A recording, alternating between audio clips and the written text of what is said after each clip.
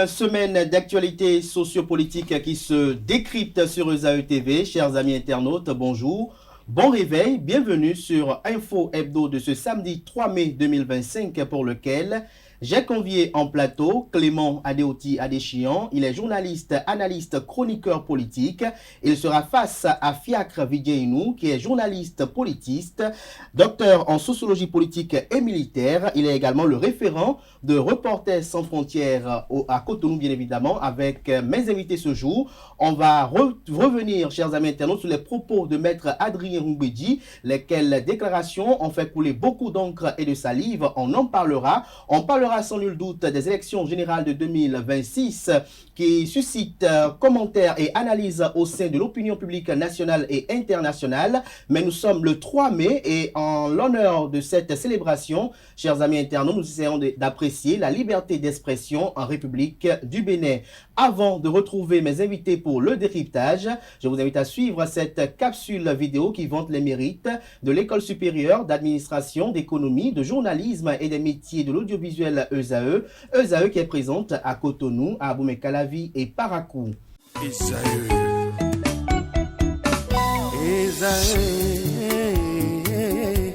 Vous recherchez une école de référence pour une double formation universitaire et professionnelle de qualité? Voici l'opportunité à ne pas rater. L'École supérieure d'administration, d'économie, de journalisme et des métiers de l'audiovisuel ESAE vous offre des programmes d'enseignement en licence et en master orientés vers l'emploi qui font d'elle une référence à travers les filières de l'administration générale et territoriale, l'administration du travail et de la sécurité sociale, droit, diplomatie et relations internationales, administration hospitalière, universitaire et intendance, journalisme et métiers de l'audiovisuel et toutes les filières des sciences de gestion. Une seule adresse, www.esae.bj. Rendez-vous dès maintenant sur nos campus ESAE Bedjromende au numéro 90 93 65 21 ou au numéro 98 98 14 00. Parakou sur le numéro 52 46 12 12. Aboumey-Calavi au numéro 52 88 44 44. Akpata au numéro 52 88 33 33. ESAE, l'excellence à un nom.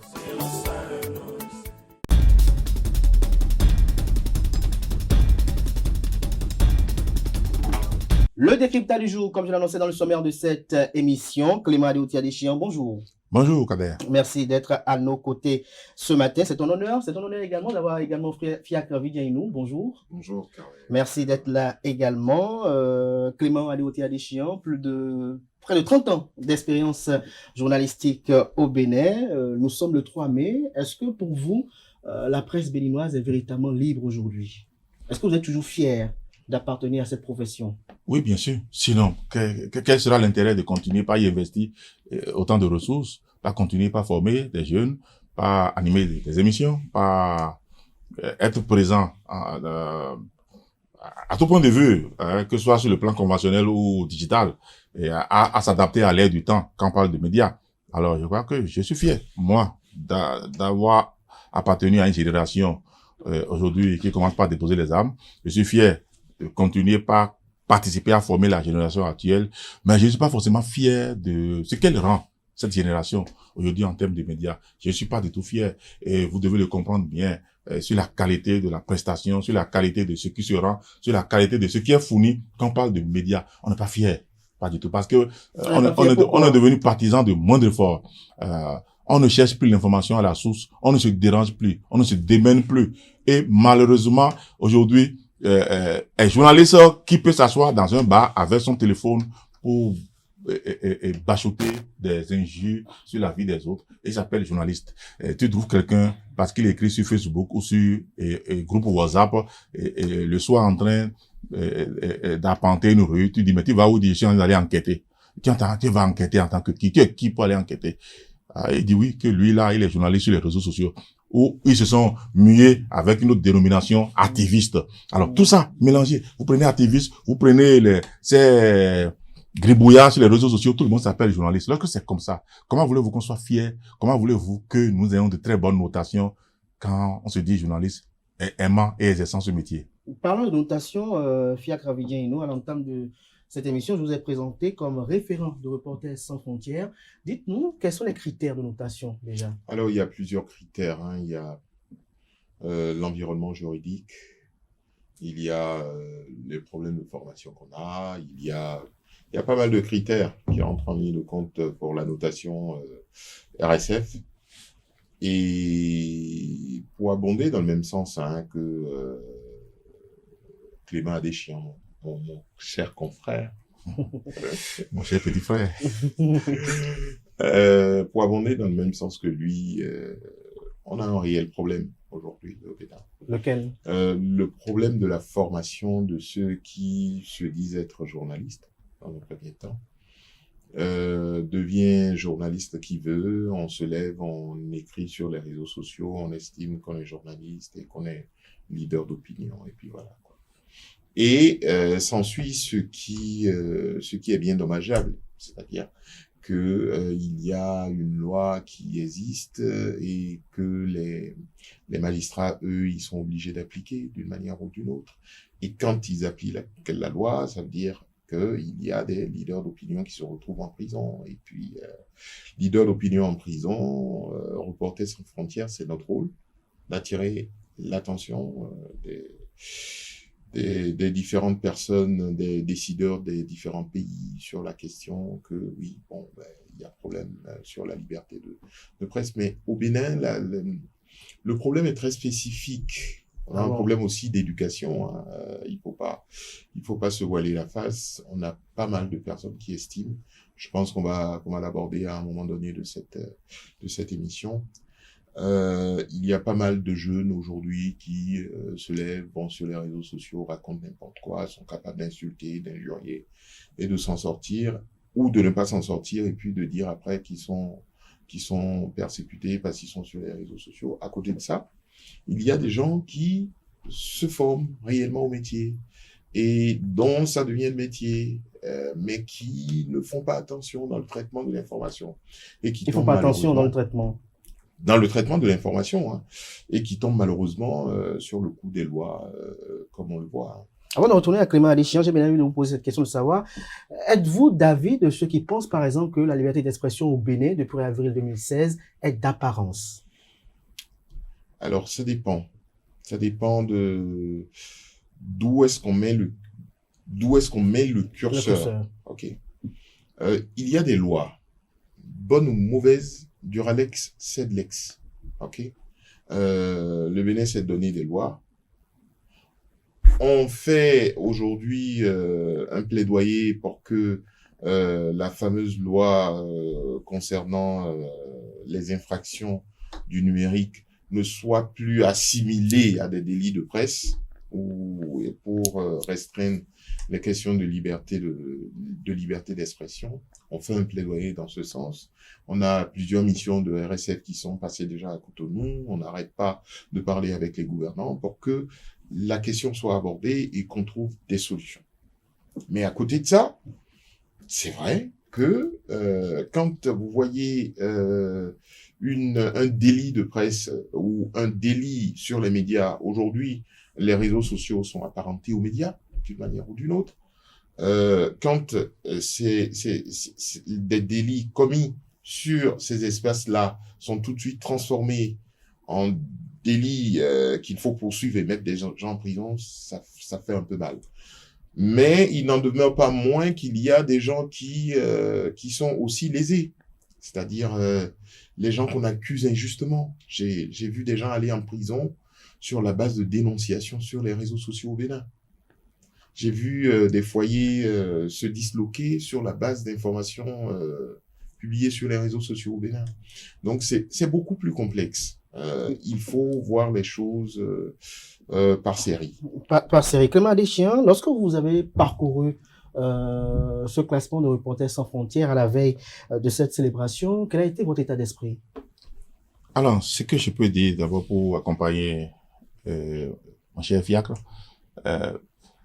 c'est que d'abord, lorsque vous avez la loi sur le numérique, il est bien précisé que lorsque, dans l'exercice de votre profession, en tant que journaliste, vous avez publié par voie numérique et que vous pouvez justifier que vous êtes journaliste et il n'y a qu'un seul moyen de prouver qu'on est journaliste, c'est par la carte de presse. Alors, si ma publication, je peux le prouver devant le juge, et ça s'est déjà arrivé, que ce débat a été fait.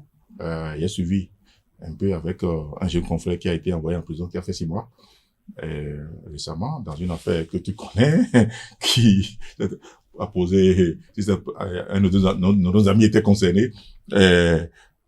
Alors, il n'a pas pu justifier par sa carte de presse que sa publication, par voie numérique. Oui, mais Clément, même s'il l'avait justifié par sa carte de presse. Alors, on lui appliquerait le code de l'information. Oui, c'est ça la différence. D'une manière ou d'une autre. C'est ça la différence. D'une manière ou d'une autre, le cas d'espèce. Oui. Il y avait de la dénonciation calomnieuse. Je suis d'accord, mais là, on le traiterait en tant que journaliste, pas en tant que... C'était un peu compliqué. Non, mais là... C'est un cas assez compliqué. Je suis d'accord, mais il n'avait pas pu prouver par sa carte de presse qu'il était journaliste. S'il l'avait fait, le juge n'avait d'autre choix que de le considérer comme tel et de lui appliquer le code de l'information. Là, dans cette condition, il n'irait pas en prison, mais il peut prendre une amende très lourde qu'il faut aussi avoir la prison. Parce que par contrainte, par accord, si tu ne réussis pas à payer une amende qu'on te flanque, c'est que tu te retrouves en prison. Si on te condamne à 10 millions, par exemple, de dommages et intérêts ou d'amende, et que tu ne payes pas, la loi a prévu la contrainte par accord, donc tu jettes en prison. Que les gens ne se méprennent pas là-dessus en pensant un instant que par le code de l'information, on ne peut pas se retrouver en prison. Non, mais non, pas du tout, on peut se retrouver en prison. Mais tout au moins, on t'aurait appliqué le code de l'information si tu peux justifier que c'est en tant que journaliste que tu utilises les nouvelles voies aujourd'hui digitales qui existent pour faire ta publication, pour faire la part des choses, parce qu'il faut forcément, vraiment, et j'encourage à le faire, envoyer en prison les gens qui sont prêts, qui n'ont aucune formation, qui ne sont pas du métier, à disloquer la vie des autres. Là-dessus, je ne serais pas nécessairement d'accord. C'est normal. Reporters sans frontières, c'est la liberté que vous protégez. Quand vous regardez vous savez, un jour en prison, ça modifie foncièrement, et vous en savez quelque chose. J'en ai fait. Oui, je sais. Un jour en prison, ça modifie foncièrement la personnalité d'une personne, d'un individu. Hein. Et personne n'a le droit d'être en prison. Encore que, il faut tout faire pour ne pas y aller. Dites-moi, entre celui qui est en prison et celui dont la femme et les enfants l'ont abandonné parce qu'on a titré, par exemple, qu'on a vu... Je suis complètement d'accord avec vous. Je suis complètement d'accord sur le fait avec vous que c'est suffisamment grave. D'ailleurs, à l'entame de mon propos, je l'avais dit, que c'est suffisamment grave ce qui se passe aujourd'hui.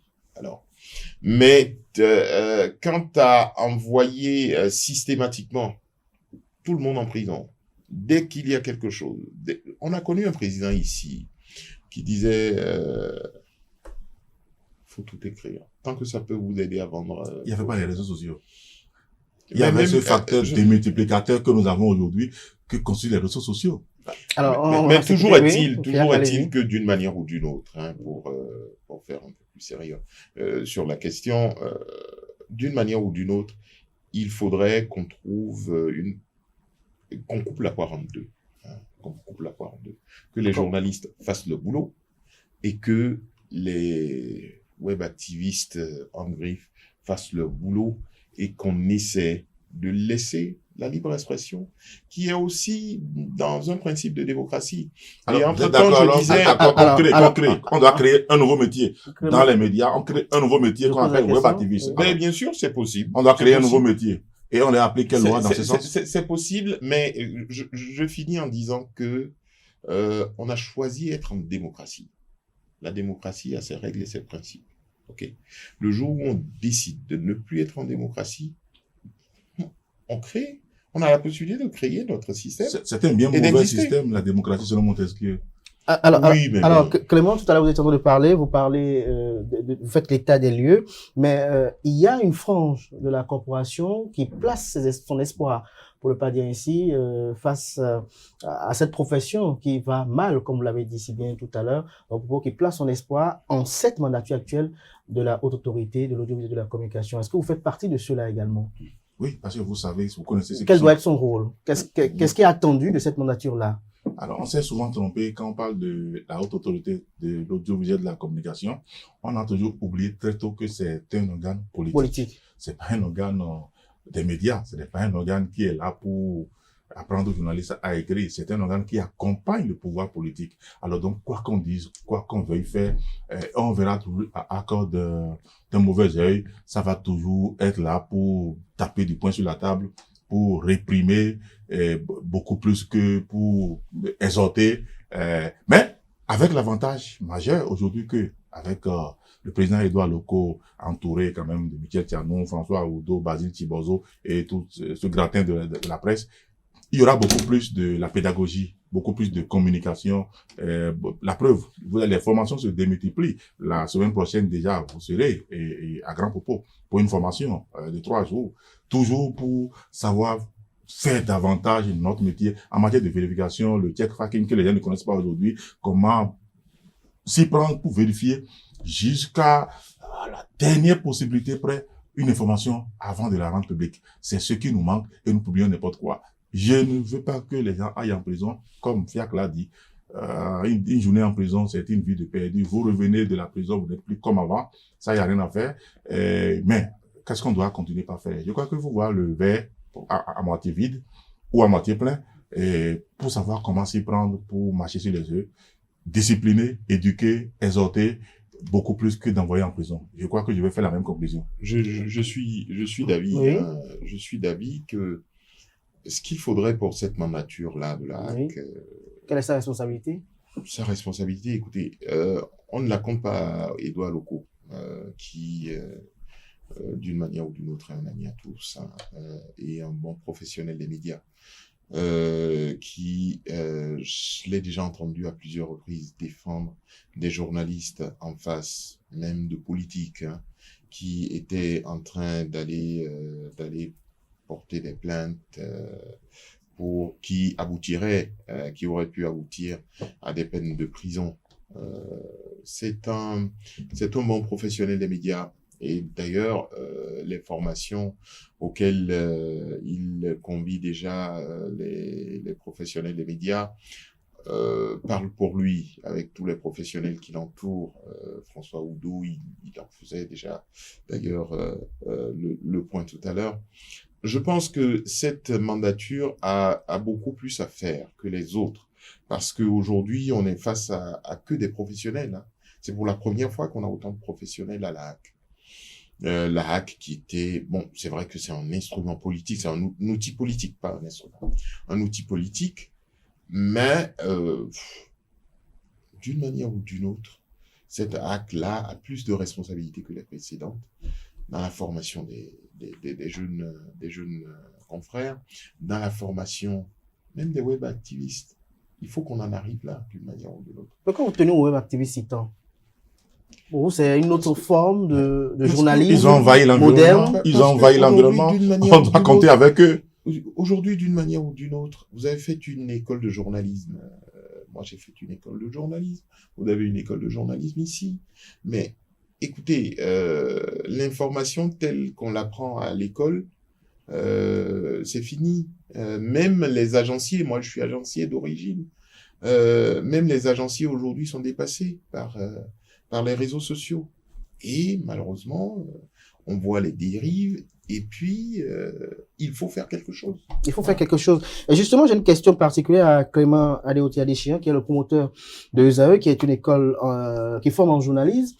Et il y a quand même cet étudiant qui m'a posé cette question de savoir, est-ce que le journalisme, dans 5 ans, dans 10 ans, va exister encore? Lorsque l'on sait que journaliste, c'est celui qui anime, c'est celui qui donne l'information, alors qu'il y en a qui n'ont pas reçu de formation pour être journaliste, mais qui donnent plus vite l'information et attend avant que le journaliste ne vienne. Alors, je veux pas laisser Clément répondre à cette information à cette question tout de suite.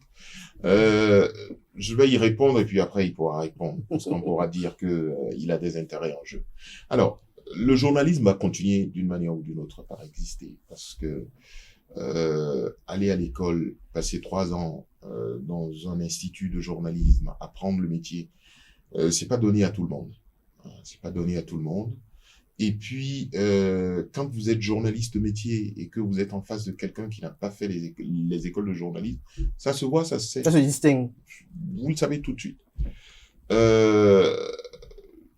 D'une manière ou d'une autre, l'information continuera par être traitée par les journalistes. D'une manière ou d'une autre. Ce qui se passe avec les web activistes, ils donnent ce qu'ils ont vu, mais ils ne traitent pas l'information. C'est une grosse différence. C'est une grosse différence. Clément, allez-y maintenant. Je n'aurais pas dit mieux. Il a fait la part des choses. Cette démarcation est majeure. Lorsque vous allez dans une école, ce qu'on vous apprend à faire, c'est lorsque vous avez l'information à chaud, l'élément de traitement, le dépouillement, les contradictoires, tout ce qu'il faut faire avant de rendre l'information publique. Le web activiste ne s'y connaît pas, ne connaîtra pas. Donc je crois que beaucoup plus que jamais, c'est en ce moment que les journalistes auront le droit de citer. Et les web activistes doivent s'arranger pour se conformer aux règles du métier ou pour la plupart ils finiront en prison. On en sera désolé, ça c'est sûr, parce qu'on ne voudra pas ça, ou ils vont devoir apprendre à s'adapter à l'aide du temps. Les journalistes vont davantage encore apprendre à s'affirmer, à s'affûter. Parce que le risque aussi, on a commencé par voir certains journalistes tomber dans la légèreté. Parce qu'ils se disent, il faut que j'aille aussi vite que le web activiste pour que mon information, qui est une denrée périssable, ne meure point. Ou ne tombe pas dans la désuétude. Parce qu'il a besoin de likes, il a besoin de vues, c'est ça qu'il monnaie peut-être. Ah mais là c'est ça le piège, il faut qu'on évite ça surtout, il faut qu'on se dise que ce que le web activiste a publié, parfois également, vous savez, les sources d'information, ça peut provenir de toutes parts. Un élément balancé par un web activiste peut être un déclencheur essentiel pour une enquête journalistique. C'est peut-être il a balancé un truc sans le savoir, mais le journaliste le récupère comme sa première denrée qu'il retraite. Maintenant qu'il publie et donne un contenu majeur par rapport à cette publication. Et c'est ça qui fait de lui un journaliste qui fait la différence entre le premier et le deuxième. Je crois que c'est très important. Dernière question pour conclure ce sujet-là. Les 3 mai, tel qu'on le célèbre au Bénin, est-ce que pour vous c'est approprié? Qu'est-ce que vous voulez? Les journalistes célèbrent. Le 3 mai, quand on allait manger du mouton à la hake, il fut un temps, c'était ça. On taillardait du gros moutons à la hake. Au fur et à mesure que les années avançaient, les moutons commençaient par maigrir jusqu'à disparaître totalement. Bon, je ne sais pas si c'est 3 mai que vous parlez. Je crois que c'est beaucoup plus, moi, je trouve, c'est une affaire de prise de conscience, d'analyse personnelle, professionnelle. Vous êtes professionnel. Un 3 mai, on dit liberté d'expression. Vous devez faire une évaluation de votre conscience, une évaluation de vous-même, une évaluation de votre pays, le métier que vous exercez et prendre des engagements, faire des promesses pour le futur. Comment je fais pour être meilleur journaliste que ce que je suis actuellement? Les pouvoirs publics, naturellement, dans leurs droits, feront tout pour toujours endiguer, pour canaliser, pour restreindre. Tout pouvoir, naturellement, a toujours envie de contrôler, canaliser, restreindre les médias. Même le président d'aujourd'hui, demain au pouvoir, fera pareil. Il n'y en a pas un seul, il n'y en a pas un seul qui ne le ferait pas. Donc, ils le font tous. Vous savez, sur la question, hein, j'ai envie de prendre un exemple, je ne sais pas s'il est très à propos. Il n'y a qu'à regarder seulement ce qui se passe aujourd'hui au Sénégal. Hier, Sonko... 349 voilà. Médias totalement fermés. Hier, Sonko défenseur des libertés d'expression, mais à un degré exponentiel aujourd'hui. Il demande à ce que on embastille. Voilà. Donc, simplement pour dire que, d'une manière ou d'une autre, c'est au pouvoir de chercher à canaliser, à restreindre. Et c'est aux professionnels de s'affirmer par leur professionnalisme, la manière dont ils traitent des sujets, la manière dont, et nous, à RSF, à Reporters sans frontières, on est là pour accompagner quand un journaliste a fait son boulot et qu'il est en difficulté, on est là pour accompagner et pour vraiment accompagner. Parce qu'on parle d'accompagnement, c'est-à-dire quoi? Accompagner, c'est soutenir, accompagner, c'est faire du plaidoyer. C'est faire du plaidoyer au niveau des pouvoirs dirigeants, des pouvoirs publics, ça on le fait tout le temps. Le nombre de fois où... Quel est l'écho de ce plaidoyer? Écoutez, heureusement, contrairement à ce qu'on pense, d'une manière ou d'une autre, je ne peux pas vous dire le nombre de fois où est-ce que j'ai appelé un magistrat, un procureur, pour lui demander de faire grâce à un confrère, et ça a eu écho à ses oreilles. Oui. Aux militaires, il y a eu des cas ici où des confrères ont été arrêtés parce qu'ils se sont retrouvés dans la zone de conflit, malheureusement, et où ils ont été arrêtés j'aimerais bien, si vous le permettez, dire merci au directeur du cabinet militaire qui, arrivé à des moments donnés, s'est montré très attentif à ce qu'on lui demandait. J'aimerais aussi dire merci, et ça il ne faut pas le cacher, au procureur Mario Metonou qui se montre très attentif à ces questions. Du cabinet militaire, le général Bertin Bada. Voilà, Bertin Bada et Mario Metonou. C'est des gens, quand vous leur apportez la cause, ils regardent la justesse et puis ils sont quand même assez bienveillants. Assez bienveillant. Merci à vous pour ces opinions-là. On va parler de Maître Adrien Roubedji. Clément Adeoti Adéchian, on a entendu Maître Adrien Roubedji dire que la démocratie, ce n'est pas éliminer ses adversaires en changeant les règles du jeu, ce n'est pas choisir qui peut concourir et qui doit rester sur la touche. La démocratie, c'est permettre à toutes les forces politiques de participer librement à la compétition électorale. L'analyse politique, qu'est-ce qu'il comprend à travers cette déclaration de Maître Adrien Roubedji? Alors, Maître Adrien Roubedji a dit exactement ce qu'il sait. Ce qu'il sait faire le mieux, ce qu'il aurait fait s'il était le président de la République, ce que le président Yahi Boni a fait quand il était là. La démocratie, le jeu de la démocratie, c'est comme un jeu de dames. Tu pousses, tu élimines, tu avances, et jusqu'à ce que tu ramasses tous les pions qui appartiennent à l'autre. Ça se passe exactement comme ça. Je crois qu'il a peint un tableau naturel, normal, du jeu démocratique. C'est effacer l'autre pour pouvoir avancer. Alors, il n'y a aucune contrainte par rapport à ça. Est-ce que c'est un constat qu'il a effectué? Alors, le problème que j'ai, c'est un problème un peu ambivalent par rapport à Maître Adrien Roubedji. Premièrement, je respecte son âge et je dénonce farouchement des personnes qui ne savent pas que quand on a des icônes telles que Roubedji, Maître Adrien Roubedji ou Président Soglo dans un pays où ils ont déjà plus de 82 ans, il faut les respecter. Je dénonce ça.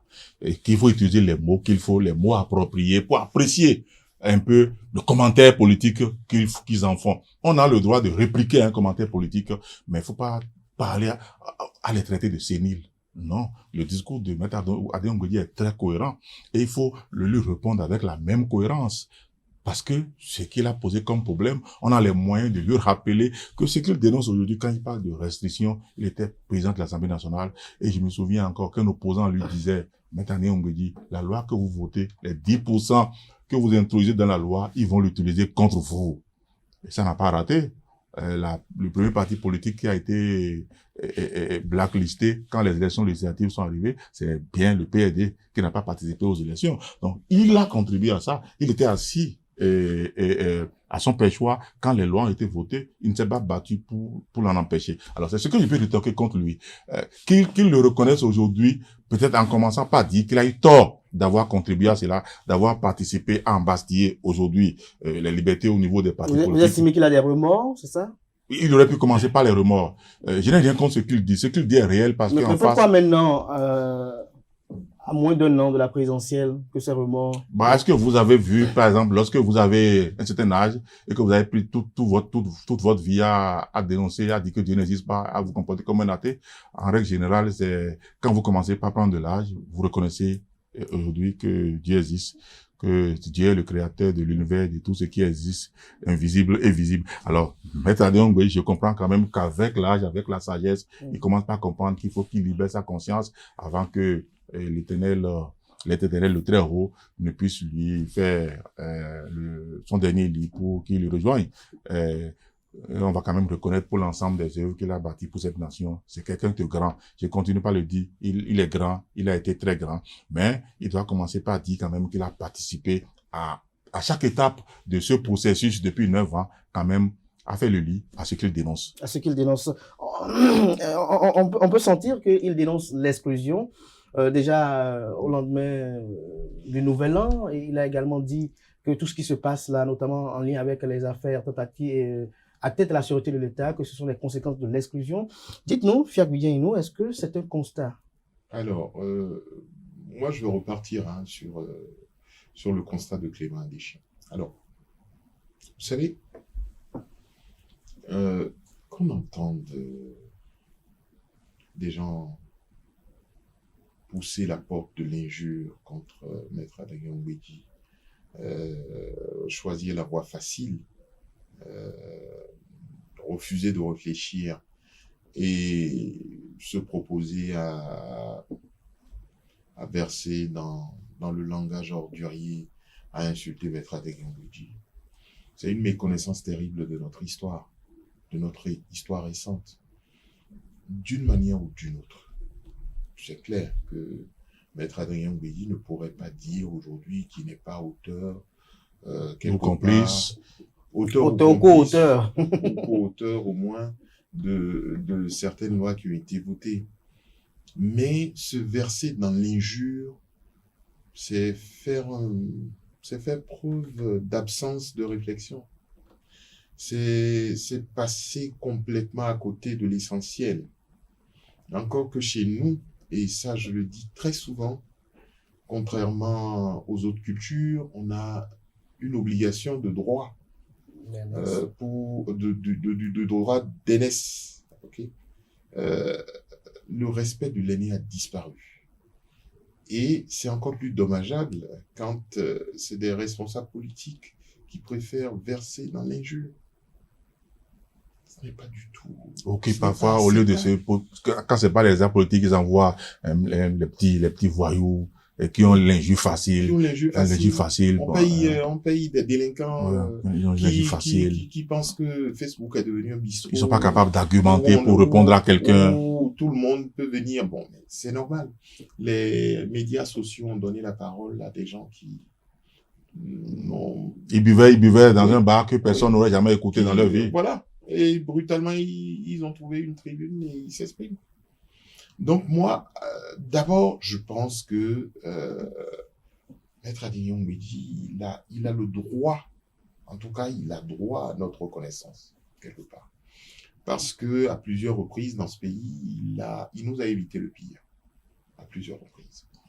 Mais dire que il a raison sur toute la ligne et que tout ce qu'il a dit, c'est... Oui, c'est vrai, mais il y a contribué. Bon, ok, qu'il nous dise sa part de responsabilité et puis on avance. Mais dans le fond, ce qui est dit, est-ce que vous notez également des éléments qui confirment l'exclusion? Permettez que je n'aille pas dans le fond du débat.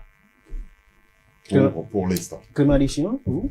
Oui, je crois que Fiacre a parfaitement raison. Je l'ai dit au début. Si le président Adrien Mbedji était président de la République du Bénin, je crois qu'il aurait fait la même chose pour se faire une certaine... Mais vous n'avez pas répondu à la question. Pour se faire son espace d'exercice du pouvoir. Vous voulez exercer le pouvoir, vous avez envie de bâtir gouverner, votre empire.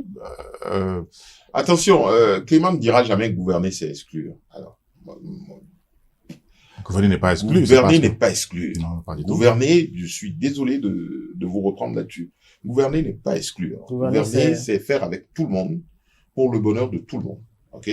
À des moments donnés, c'est vrai que on peut faire des choses et qu'on ne le sent pas tous de la même manière, mais gouverner, c'est pas exclure. Je suis désolé de le dire. Ah bon? Voilà. Oui, absolument. Je crois qu'il a raison là-dessus. Alors, sur les éléments d'exclusion dont il parle, il y a certains qui sont là, qui collaborent avec le pouvoir. Il y a d'autres qui ne sont pas là, qui ont choisi d'être opposants. Alors, qui ont choisi d'exprimer cette opposition autrement. Il y a des personnes qui sont en prison que moi, j'aurais aimé personnellement qu'ils soient libres. Par exemple, un de mes amis proches, professeur Aïsaïe et Aïvor, qui est en prison, ça me pince le cœur chaque fois de le savoir en prison. J'aurais aimé avoir Aïvor en liberté. Il n'est une menace pour personne. Il a exprimé peut-être une opinion de trop qu'il a pensé pouvoir exprimer à un moment donné, mais il se retrouve en prison. Ça me gêne. Ça me gêne beaucoup. Par exemple, quand je parle du cas Aïvor, et je le dis encore vraiment avec un pincement au cœur. Mais ceux qui ont choisi d'aller directement au front, ceux qui ont choisi, par exemple, d'affronter, comme il s'y est, et de le faire avec des armes non conventionnelles, quand ils se retrouvent embastillés, quand ils se retrouvent en prison, parfois j'ai envie d'éviter le commentaire, parce que je me dirais que, à leur place, je n'aurais pas fait exactement la même chose. Donc, si, Adrien Mbedji, c'est en prenant en compte tous ces éléments-là qu'il parle de privation de liberté, je crois quand même que il faut pouvoir le dire, il faut pouvoir oser le penser que lorsque vous affrontez le pouvoir et que ce que vous faites, c'est dans le sens de porter atteinte à la sécurité de l'État et que c'est prouvé par le parquet, c'est prouvé par les juridictions et qu'on puisse dire qu'on vous a empêché d'être libre, je n'irai pas sur ce terrain. Il n'est pas du tout superflu de revenir sur le cas Ivo, qui non seulement c'est c'est un ami, c'est un professeur, c'est un frère. Et Aïvo a estimé à un moment donné qu'il pouvait s'exprimer sur des questions qu'il jugeait, sur lesquelles il pouvait s'exprimer en tant que technicien. Mais ce qu'il a peut-être oublié, c'est que maintenant, il était en politique et il a donné un avis de trop. Mais chaque fois, quand je dois penser à cette question, à la question d'Aïvo, c'est avec un gros pincement au cœur. Le professeur Aïvo n'a pas sa place en prison. Il faut le laisser, il faut l'élargir, il faut le sortir, parce que il pourrait être utile à notre pays. Il est même utile à notre pays, il est utile à la discussion, il est utile à la gym des neurones. Absolument. Eric Madougou. Eric Madougou est une femme politique. Qui connaissait les risques. Et elle connaissait les risques du job. Les risques. Ça, c'est différent. Elle connaissait les risques. Mais Aïvo, je suis désolé de devoir revenir là-dessus. Je suis aujourd'hui universitaire aussi. Et je comprends aujourd'hui, un tant soit peu, la posture d'Aïvo. Hein. Aïvo qui, pour lui, c'est la défense des idées. Vous comprenez? Maintenant, Madame Madougou, moi, je sais pas. Je connais pas le fond du dossier. Voilà.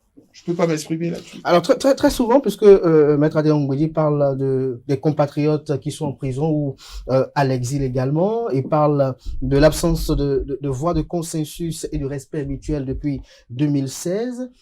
On pointe du doigt le président Patrice Talon, mais est-ce que le personnel politique n'a pas une responsabilité dans tout ceci? Vous savez, c'est facile tout le temps de dire, c'est celui qui est au pouvoir qui fait ceci. D'une manière ou d'une autre. Moi, je pense qu'il faut toujours chercher un consensus. Ok? Oui, on accuse souvent le président Talon d'être fermé à la discussion, peut-être. Mais je pense que nul n'est complètement fermé à la discussion. D'une manière ou d'une autre. Je viens vous parler. Je n'arrive pas à vous parler. Je sais que Clément peut vous parler. Je sais que le père de Clément peut vous parler. Je sais que vous avez un ami en commun qui peut vous parler. Je pense qu'il faut toujours chercher la voie du consensus pour arriver à parler aux uns et aux autres. Et c'est ça le plus important. Et moi, je le pense aussi que pour les temps auxquels nous avançons inexorablement sont tels que, à un moment donné, je crois que on va devoir poser les dés et faire en sorte quand même que tout le monde puisse parler avec tout le monde et que certaines personnes quand même qui sont déjà restées loin du pays puissent rentrer, puissent revenir, parce que pour discuter avec tout le monde. C'est pas illusoire hein, de le dire. Le président Talon a beaucoup travaillé. Et ça, il faut être aveugle, borgne et sourd pour ne pas le reconnaître. Et pour ce qu'il a fait, il a eu du courage. Aujourd'hui, quand j'ai des confrères qui arrivent, Cotonou, non, est-ce que vous n'avez pas déplacé l'aéroport par hasard? Il y en a qui le disent. Au point d'être la capitale de l'Afrique de l'Ouest, la plus propre. Mais bien sûr. Et c'est pas les Béninois qui ont noté. Donc, ça, je peux le dire, c'est Talon. Est-ce que vous voyez un peu ce qu'est devenu le boulevard qui passe à la Marina? Vous voyez ce que c'est devenu? Il n'y a même pas que ça. Faut balayer Kagyeon, Revive, Fidjosé. Non, il a beaucoup travaillé. Est-ce que vous voyez ce qui se fait à Porto Novo? Est-ce que vous voyez l'entrée de la ville? Est-ce que vous voyez tout ce qui se fait ici et là? Les grands marchés, l'hôpital chic. Est-ce que vous voyez un peu ce que c'est devenu le marché de Gandhi? Donc, c'est quelqu'un qui a beaucoup donné au pays. Il a beaucoup travaillé. Comme Soglo, en son temps, on a dit, Soglo a mené les pavés. Soglo a apporté les pavés quand il n'y avait pas de route au Bénin. Quand on n'avait rien. On n'avait rien du tout. Talon a fait pareil. Vous voyez ce qu'il fait de Saint-Michel? Il faut avoir une certaine vision pour le pays. Et ça,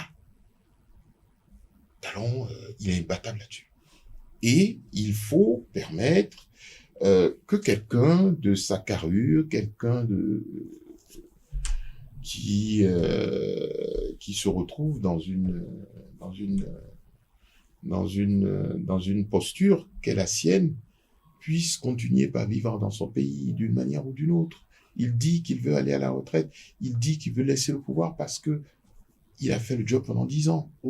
Mais Frère Guéguin, ce que vous saluez à l'instant, certains analystes politiques estiment que cela a été possible grâce à l'assainissement intelligent du paysage politique. Mais là, Fiacre est vraiment de le dire. Alors ça signifie quoi? S'il n'avait pas assaini le paysage politique, on l'aurait empêché de développer le Bénin. On l'aurait empêché de développer le Bénin. Mais là, ce n'est plus de la politique. Si la politique doit consister à empêcher un pouvoir en place de mettre en place sa politique de développement, ce n'est plus de la politique. Ça, c'est du nivellement par le bas. Je crois que je ne pense pas que ça soit ça, en réalité. Les prédécesseurs ont fait ce qu'ils ont pu faire et c'est au bout de l'ancienne code contiste la nouvelle, il a enchaîné. Mais ce qu'il faut reconnaître de lui, c'est vraiment un redoutable bâtisseur. On peut lui reprocher la méthode. Vous savez, c'était un homme d'affaires qui avait ses principes, la façon de gérer une entreprise privée pour avoir des résultats probants. Alors, il a appliqué au niveau de l'État pour avoir les mêmes résultats. Il a les mêmes résultats. Pour avoir les mêmes résultats, c'est aussi simple que ça. Donc, il n'a pas voulu agir comme les politiciens classiques. Maintenant, il faut, moi je le dis souvent dans des débats, je lui dis, maintenant il faut au président savoir atterrir pour laisser un héritage pour qu'on puisse tous profiter de son travail. Et en l'état, il faudrait, en rassembleur, appeler tous les fils du pays. Bon, voilà. Moi, j'ai fait ce que j'ai pu pendant 10 ans. Voilà. Les résultats sont là. Asseyons-nous, discutons. On a des guidelines. Vous pensez que ce serait si facile moi, je crois même qu'il n'est même pas contre. Quand vous suivez son interview dans Jeune Afrique, il a dit, mais qui vous dit que ce n'est pas avec le président Boni Yayi que je vais décider de qui sera le prochain président. Et ça, je pense que les gens n'ont pas bien lu cette partie de l'interview. Les gens n'ont pas. Pourtant, il faut prendre ça très au sérieux. De l'interview, il faut prendre ça très au sérieux. Ah bon? Ah oui. Et il ne serait pas impossible de voir ça. Malgré ce que disent les démocrates. Oh, les démocrates. Ils disent quoi? Ils sont dans leur posture, non? Posture d'opposant, c'est normal. Ils sont dans leur posture d'opposant. Mais... Qui vous dit, par exemple, que le candidat voulu ne serait pas de l'UP? Qui vous dit qu'il ne serait pas démocrate? Qui vous dit qu'il ne serait pas ABR? Voilà. Mais pour revenir à Maître Adrien Ngouedi, Clément Adéchian, on a constaté qu'au lendemain de cette déclaration-là, il a ouvert grandement ses portes aux députés démocrates qui sont venus lui rendre visite à domicile. Non, vous savez, c'est de l'opportunisme. Ne retournons pas encore. Retournons pas à ce niveau. On connaît comment ça se fait, les jeux de couloir. Le PRD a accepté s'engluer dans l'UPR. Le PRD n'existe plus, techniquement. Qu'il ait voulu convoquer l'université de vacances du PRD. Mais comment le PRD peut encore exister? On a vu un communiqué signé d'un secrétaire général avec le logo du PRD. Non, le plus techniquement du monde, ça va être genre de faux en écriture publique. Si la personne continue pas à le faire, c'est pas normal. Un parti qui s'est déjà englué, qui a déjà fusionné, n'existe plus. En réalité, ils sont même allés aux élections ou à des élections ensemble. On parle de l'UPR. Le R vient d'où? Le R vient d'où? Le R, parti du renouveau démocratique. Peut-être que Maître Adrien Ngouedi va prendre son R. Ah ben là, il va devoir faire la procédure. Oui, dans ce cas, il va devoir faire la procédure. Pour l'instant, tant que la procédure n'est pas faite et qu'il est toujours englué dans l'UP et qu'il a fougué le R à l'UP pour devenir l'UPR, je crois que techniquement, on n'a pas le droit d'aller à ces fourmillements là. Ça n'a aucun sens. Donc, oublions le PRD, passons à autre chose. Mais comment s'explique, Fiacre Guéguin, que à moins d'1 an de l'élection présidentielle, nous n'ayons même pas un politique qui puisse dire, peut-être à part Bertin Covy, qui par exemple dit qu'il est candidat à la candidature, personne ne dit qu'il souhaiterait ou n'émet le vœu d'être candidat, que ce soit dans le rang de la mouvance que de l'opposition. Bon, est-ce que vous allez dire encore que c'est Patrice Talon qui a empêché les démocrates de proposer leur candidat? Bon, ben écoutez, d'une manière ou d'une autre, il faut qu'on en arrive à un jeu assez ouvert en la matière. Est-ce que les signaux prédisent? Est-ce que vous voyez un peu le cadre juridique actuel? Oui, mais d'une manière ou d'une autre. En octobre, on a dit en octobre, on doit connaître les candidats. Donc En octobre, on est en mai. Octobre, c'est la porte d'à côté, mais attendons. Ce que nous savons, il faut être sûr que le président Talon anticipe toujours et qu'il sait déjà à quelque chose près qui va être le candidat de son bloc. Alors, il faut qu'il y aille pour ne pas casser la maison non plus. Le BR voudrait bien qu'un candidat soit issu de ses rangs. L'UPR voudrait bien que ce soit un candidat issu de ses rangs.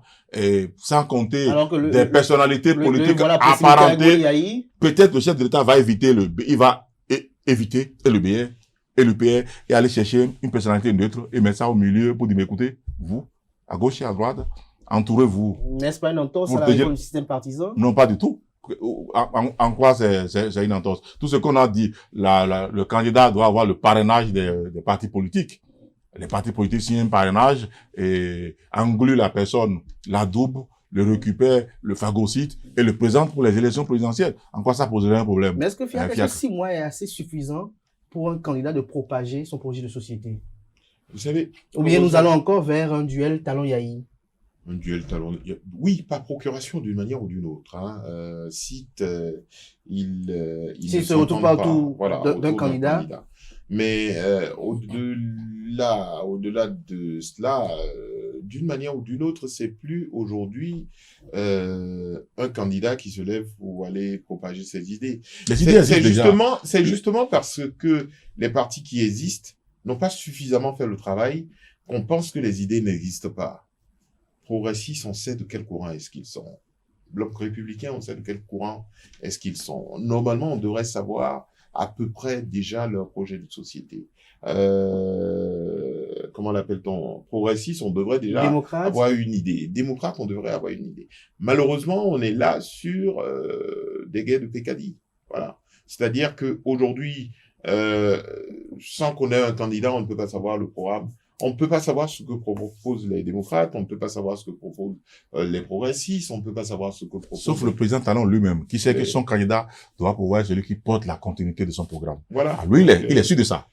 Et c'est là où ça va se jouer. Il ne peut pas choisir n'importe qui. Il faut qu'il porte quelqu'un qui emporte l'adhésion de son programme et qui valide la continuité. Autrement dit, ça va être compliqué. Avant de conclure, Clément, vous n'avez pas de gêne qui est même pas de nom qui circule ou bien vous avez des noms? Non, ça me gêne pas du tout. Il y a Clément qui circule, par exemple.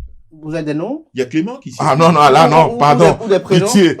Pourquoi pitié? Non, mais attendez. Justement, mais attendez, le président Yahi a attendu 9 mois. Beaucoup ont peur. Suivez bien. De dire le président Yahi a attendu 9 mois. Non, il n'y a aucune peur. Pour sortir de son chapeau magique. Sorti de son chapeau magique, Lionel.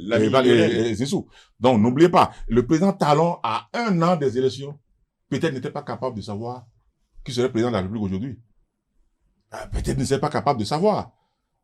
Quand on parlait de télécommande de Paris, peut-être à un moment donné, n'oubliez pas que le général Bouillan était encore en train de faire campagne au nord, au nom de la mouvance de Talon. Et tout ça, personne ne pouvait savoir que subitement, les jeux allaient changer, que ce serait Talon lui-même. Écoutez, octobre, c'est la porte d'à côté, mais c'est encore bien loin. C'est encore bien loin. FIAC Villain, pour conclure, les espérances pour 2026, pour les duos de candidats. Écoutez, en dehors du fait que vous souhaitez quand même que tout le monde revienne et que oui, le manière ou d'une autre soit pacifié. Il faut nécessairement que le prochain président béninois puisse continuer par construire le pays, par penser les plaies, surtout, par régler les difficultés structurelles en matière sociologique qui existent, par écouter les uns et les autres, parce que après un président chevronné, travailleur, nuit et jour, il faut un président qui pourrait calmer tout le monde, mais continuer l'œuvre de construction de la nation, nation qui n'existe pas encore. Voilà. Merci à vous, FIAC Villain. Je rappelle que vous êtes journaliste, politiste, docteur en sociologie politique et militaire, référent de Reporters sans frontières, Clément Adeoti Adéchian, journaliste, analyste, chroniqueur politique, fondé du groupe ESAE. Je l'avais pas dit au début. Vous avez un petit commentaire pour conclure? Je veux plaider pour l'atterrissage aussi. L'atterrissage en douceur, comme fiacre. C'est très important que les fils du pays, les fils d'un même pays se parlent d'une même voix. Surtout qu'il a eu déjà 9 ans pour prouver de quoi il est capable. Il a vraiment construit le pays. Il faut que tout le monde puisse en jouir désormais. Que ceux qui sont à l'extérieur descendent également pour jouir des bienfaits de ce pays qu'on a construit pour nous et qui nous rend tous fiers en tant que Béninois. Des noms que vous espérez revoir à Cotonou?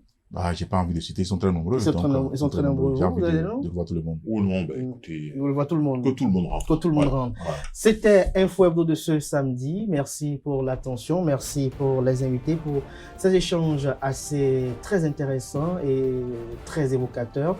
Chers amis, c'est Info Hebdo de ce samedi. On se donne rendez-vous pour le samedi prochain pour un autre numéro. Jusque-là, portez-vous bien. Belle suite de programme sur ESAE TV. On se donne rendez-vous tout à l'heure pour Free Week.